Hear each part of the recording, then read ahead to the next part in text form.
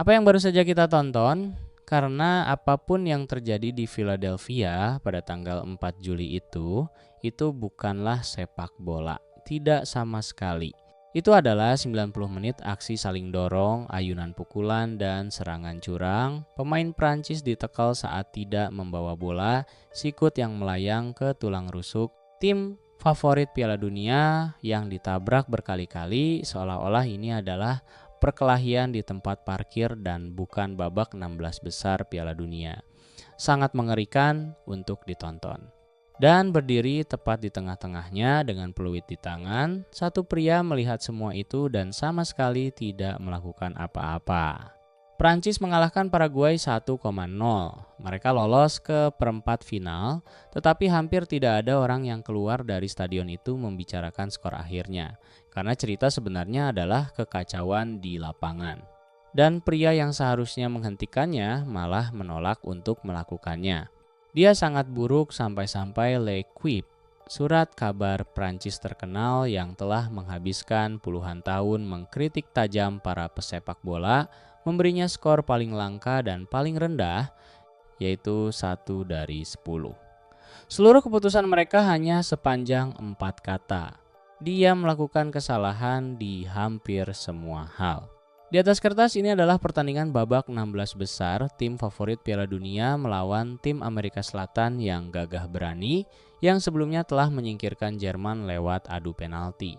Pada kenyataannya, pertandingan ini lebih mirip perkelahian jalanan dengan suara peluit yang sesekali berbunyi di latar belakang, dan pria yang memegang peluit itu menghabiskan waktu 90 menit bertingkah seperti penonton yang tak sengaja masuk ke lapangan. Namanya adalah Ilgiz Tantashev. Dia berasal dari Uzbekistan. Dia telah menjadi wasit resmi FIFA selama 13 tahun, yang berarti dia memiliki waktu 13 tahun untuk mempelajari apa fungsi kartu kuning. Dan pada hari Sabtu, di hadapan seluruh dunia yang menonton, dia memutuskan untuk tidak menggunakannya, terutama kepada tim yang paling pantas menerimanya. Biarkan saya memberi Anda satu angka yang menceritakan keseluruhan kisah ini. Paraguay melakukan sekitar 12 hingga 13 pelanggaran. Beberapa di antaranya adalah jenis pelanggaran yang membuat Anda meringis, ditambah sejumlah dorongan tanpa bola yang bahkan tidak repot-repot ditiup peluitnya oleh wasit. Jumlah kartu kuning yang mereka terima sepanjang 90 menit penuh adalah 0. 0.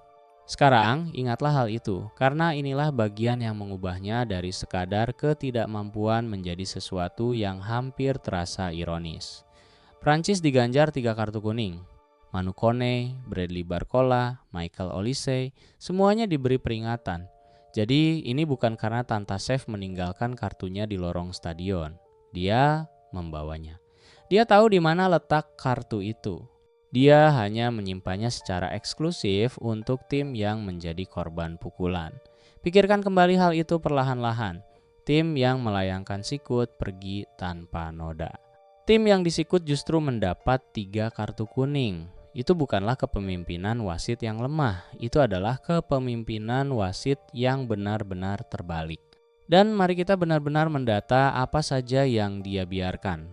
Karena ilmu hitam adalah ungkapan yang terlalu sopan, dan hal ini memerlukan rincian spesifik.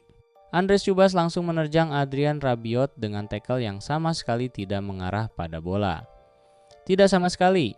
Juan Jose Caceres menendang Achraf Hakimi dan Mbappe setelah kehilangan penguasaan bola. Dengan ayunan sepatu yang picik, Matias Galaza menusukkan tangannya langsung ke wajah Jules Koundé. Kemudian pada sore yang sama, ia mengayunkan lengan ke arah Mbappe saat pemain Prancis itu berlari bebas menuju gawang. Dan pada momen yang mungkin paling terang-terangan, Gabriel Avalos mendaratkan sikut ke perut Dayot Upamecano saat Paraguay sedang berusaha mengejar ketertinggalan. Sebuah sikut ke tulang rusuk di panggung Piala Dunia. Dan respon wasit terhadap semua itu selalu sama, mengangkat bahu, lanjutkan permainan 0. Bahkan sinisme Galaza mendapat hadiah, karena ketika Michael Olise menarik bajunya, Galaza menjatuhkan dirinya untuk memancing kartu kuning. Dan itu berhasil, tukang diving mendapat tendangan bebas. Korbannya mendapat kartu kuning. Tantashev mempercayainya setiap saat dari satu sisi dan tidak pernah sekalipun dari sisi yang lain. Para pengamat sepak bola tidak menutup-nutupinya. Joe Hart, mantan penjaga gawang Inggris yang menonton di BBC, mengatakan bahwa para pemain Paraguay benar-benar memalukan. Dan ia menambahkan bahwa jika mereka ada di timnya, dia sendiri yang akan menyeret mereka keluar lapangan. Mika Richards menyebutnya memalukan untuk dilihat dan menyoroti hal yang paling membuat frustrasi, yaitu bahwa Paraguay sebenarnya adalah unit pertahanan yang bagus dan tidak membutuhkan semua ini. Dan Thomas Hitzelsperger, mantan gelandang Jerman, memberikan komentar yang paling tajam dengan mengatakan bahwa sebagai penonton netral, Anda tidak akan menaruh rasa hormat kepada mereka dan bahwa itu lebih dari sekadar memalukan menjadi sesuatu yang lebih buruk. Ketika tiga profesional yang berbeda di sebuah studio harus mencari kata di kamus untuk mendeskripsikan betapa buruknya sebuah pertandingan, Anda tahu bahwa ini bukan sekedar bumbu permainan, ini benar-benar busuk. Sekarang mari kita tanggapi ini dengan serius sejenak. Karena saluran ini tidak melampiaskan amarah tanpa dasar dan ada argumen balasan yang adil untuk disampaikan. Paraguay tidak berada di sana untuk menghibur Anda. Mereka datang ke pertandingan ini dengan sebuah rencana, dan rencananya sederhana.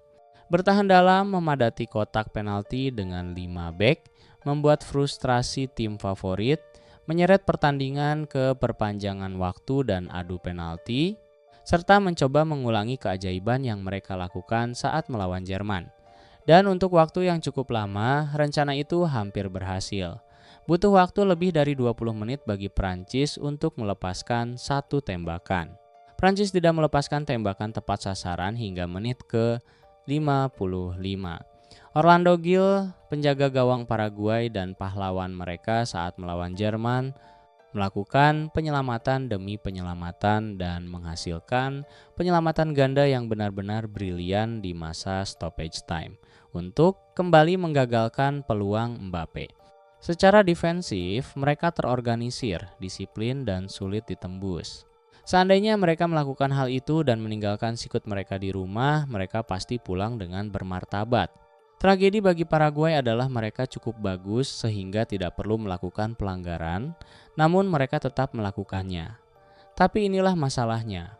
Bahkan jika kita memaklumi semua itu, bahkan jika kita menyetujui bahwa setiap tim berhak bermain dengan caranya sendiri, tidak satu pun dari hal tersebut bisa menjadi alasan bagi sang wasit. Seluruh tugas seorang wasit adalah menetapkan batasan dan mempertahankannya. Bandingkan dengan pertandingan Maroko di hari yang sama, di mana Michael Oliver mengeluarkan 6 kartu kuning sebelum turun minum, menegaskan otoritasnya sejak awal, dan pertandingan pun menjadi tenang serta berjalan tertib di babak kedua. Seperti itulah bentuk kendali yang sebenarnya.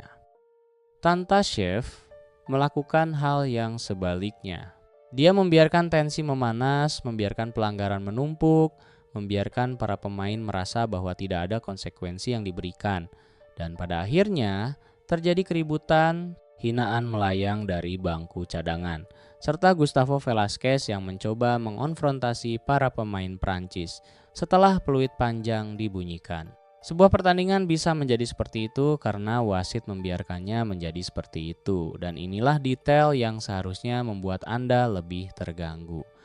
Jumlah pelanggaran resmi menunjukkan angka 13 untuk Paraguay dan 11 untuk Prancis, yang hampir membuatnya terdengar seperti pertarungan fisik yang seimbang. Kenyataannya tidak. Angka itu adalah sebuah kebohongan lewat kelalaian. Karena wasit benar-benar melewatkan segunung pelanggaran yang dilakukan Paraguay. Jegalan-jegalan taktis kecil dan dorongan tanpa bola yang sama sekali tidak pernah masuk ke dalam hitungan. Jadi jarak sebenarnya jauh lebih lebar daripada 2. Dan bahkan untuk pelanggaran-pelanggaran yang entah bagaimana berhasil ia perhatikan, hanya satu tim yang harus menanggung akibatnya. Lembar statistik membuatnya terlihat baik. Namun apa yang kita lihat secara langsung justru membuktikan keburukannya. Dan momen yang pada akhirnya menentukan hasil pertandingan juga memberitahu Anda segalanya tentang dirinya. Di babak kedua, pemain pengganti Desire Doué berlari, melewati satu pemain, melewati dua pemain, dan dijegal di dalam kotak penalti oleh Diego Gomez. Penalti yang jelas, Tantashev mengabaikannya, tidak memberikan apa-apa. Butuh campur tangan VAR, asisten video, untuk menyeretnya ke monitor dan secara efektif membuat keputusan untuknya. Dan kemudian bahkan setelah dia akhirnya menunjuk ke titik putih, para pemain Paraguay mengerumuninya untuk menundanya, sementara Velasquez merusak titik penalti dengan sepatunya. Dan Tantashev harus merapikan kembali titik tersebut sebelum Mbappe bisa mengambil tendangannya. Mbappe mengecoh Gil ke arah yang salah, dan Prancis mendapatkan gol kemenangan mereka. Prancis melaju lewat tendangan penalti yang bahkan tidak ingin diberikan oleh wasit mereka sendiri. Penalti itu adalah gol ketujuh Mbappe di turnamen ini, membuatnya sejajar dengan Lionel Messi dalam perburuan sepatu emas dan membawanya mencapai 19 gol dalam 19 penampilan di Piala Dunia, selisih 1 gol di daftar pencetak gol terbanyak sepanjang masa. Dan dalam satu sisi hal itu merangkum harinya, karena Mbappe ditendang, disikut, ditekel, dan diprovokasi sejak menit pertama, dan sebagian besar ia hanya menertawakannya. Kalimatnya setelah pertandingan sangatlah sempurna. Dia mengatakan Paraguay mengira Prancis akan datang dengan mengenakan tuxedo.